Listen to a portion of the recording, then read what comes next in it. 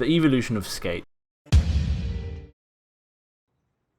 Alright guys, what up, it's Calplex here, and in this video I have basically just typed up the script, which I've never done before. It's weird, and also there isn't any face cam, I'm just talking into a mic. So with this, I had this idea of talking about the evolution of skate, which I actually got from a video from Ice Bears Forever, I think that's how you say his name. His channel's linked in the description if you want to check him out, and the video is as well, which I saw the inspiration from. So he did it with Tony Hawk's, and I'm going to do mine with skate. So yeah, let's go.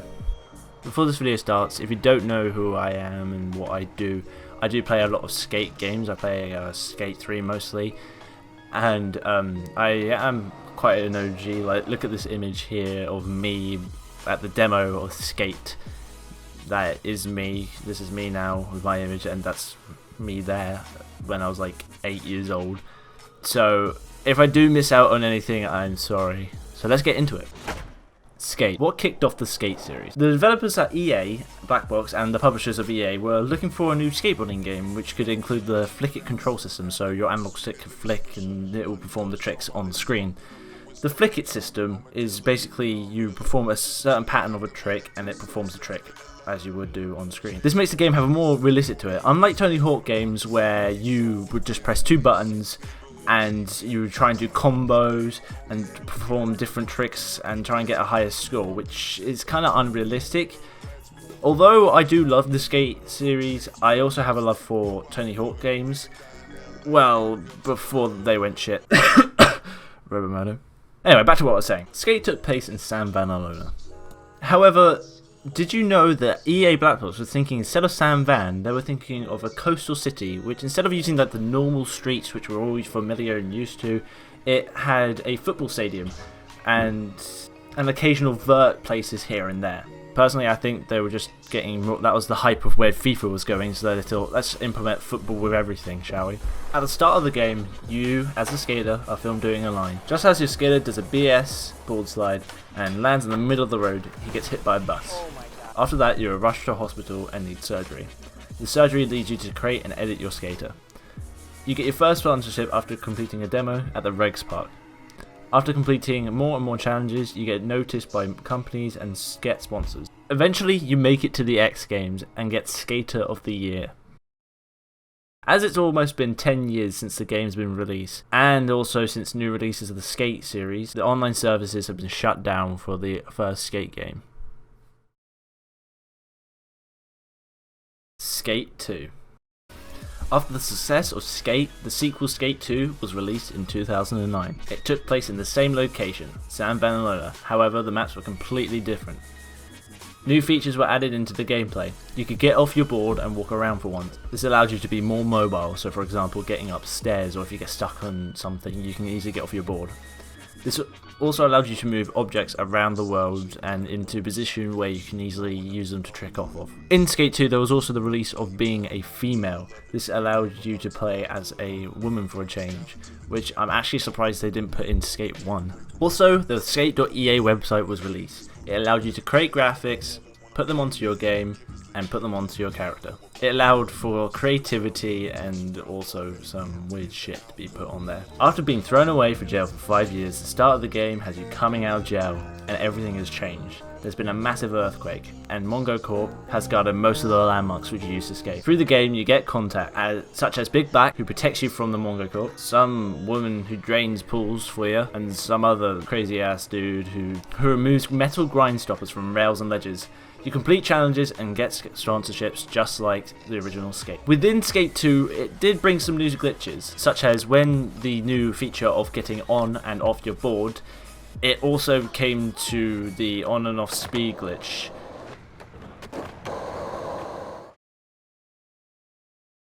Some sequels have been made for other consoles, which you might not know of. For example, there was Skate It for the Wii, as well as Skate It for iOS and DS.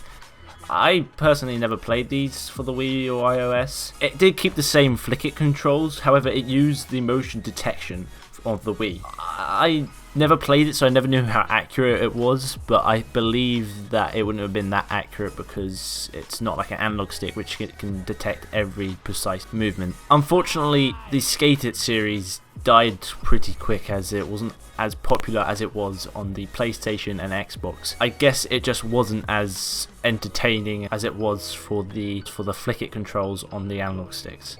It wasn't as precise and the graphic quality was not as good as it was expected to be. Now we get onto my favourite game, Skate 3. Skate 3 is one of my personal favourites games to this day and all time. Skate 3 was the first game I owned. I even have 3 copies of it.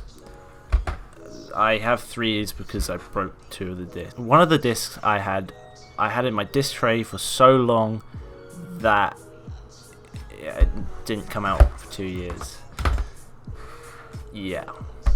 Instead of Skate 3 taking place in the usual San Van, it moved over to Port Carverton. This location is not like San Van at all. Instead of the Mongo Corp, who keep taking you down, who keep telling you not to skate these places, it was a whole new experience. Skate 3 had a security guard who wanted you to skate these places, who actually gave you challenges to skate places. Sorry bro, you gotta come with something better than that. That's been done before, man. Skate 3 also brought some new features in. It still had the same features as Skate 2, but the walking animation was made a lot easier from Skate 2 to Skate 3. It was less joggy and more slow to a more faster pace, which was easier to bear with. New features of Builder Park were added to the game, also known as Skate.Park, which allows you to have a basic map and build anything you wanted around it. You could add street, props, anything you wanted into one park, save it and share it with your friends. The Skate graphics creator was still up and supported for Skate 3. However, on Skate 3 this time you are allowed to adjust your graphics and move them around into a shape or a position where you like it. Other than Skate 2, which once you had your image created, that's it, you put it on your character and you can't change it or do anything you want to it. This changes also added some new glitches into the game. For example, you could get a small image and make it as big as you can to glitch out a graphic and fit across your whole entire skater. Another new feature was the dart catch. This allowed you to perform certain tricks, which allows you to press RB or B afterwards, which then your skater would catch your board underneath you in a dart catch position, ready to grind. You can do this by pressing RB or B for the Xbox, or R1 or circle for the PlayStation. Some of you may know that this game is filled with glitches, mostly used for entertainment value. However, these glitches, if you use them in a certain way, could be used to help you with certain tricks and certain speeds. For example, this clip here.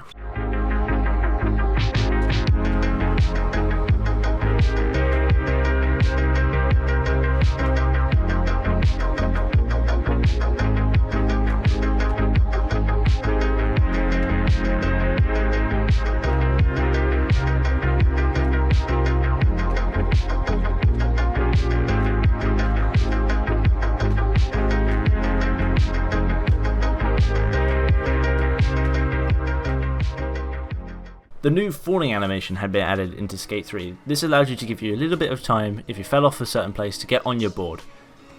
This falling animation could be done whilst jumping by pressing RB.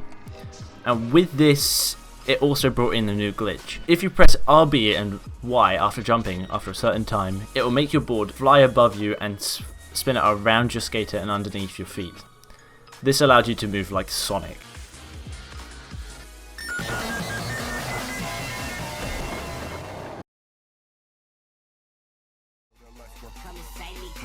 Most of you might not know there's clans out there. For example, Rise Skating, XII, oh, and HC, this one on screen. After Skate 2, a certain time has passed. You've moved over to Port Carverton. At the intro, you see your skater preparing to jump a shark. He jumps off the stadium at a higher height than what was expected. The skater gets so much speed that he jumps over the shark, misses the landing ramp, and passes out. Waking up and passing out again, Redder starts talking about the company. This then leads you to create your team as well as your own skater. Your end goal is to hit 1 million board sales, which you do by doing certain challenges and getting your brand out there. As you hit milestone after milestone, you can add new skaters to your team. Once you've hit 1 million board sales, you think that's it. However, you can complete online challenges to get more board sales and push your company further. As we know, that's it for the Skate series. No more releases since 2010.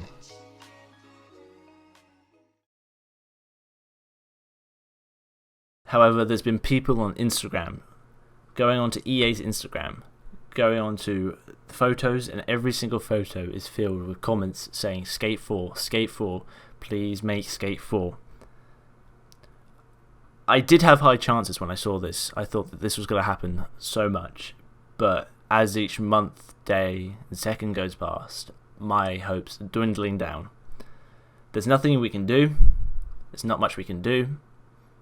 Unless something else happens, we just have to wait.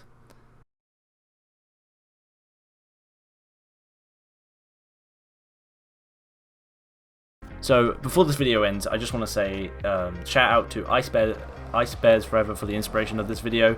He helped video of the evolution of Tony Hawk's is linked up below, linked in the annotation and in the description, as well as his channel.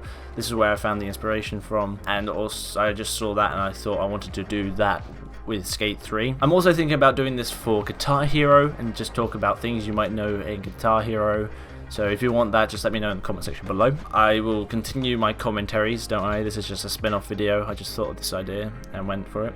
And also, I got most of this information from Wikipedia and just searched online, so all the links which I use are in the description and you can go and check them out yourself. So thank you guys so much for watching this video. If you did find something new or learn more about the Skate franchise, or you're new to the Skate games and you're just watching this to see what you want, or you're new to the Skate games and you just want to see you learn a bit more about it, then I hope you enjoyed this. If you found it wasn't informative, please let me know. I hope you guys enjoyed, and as always, cue the outro.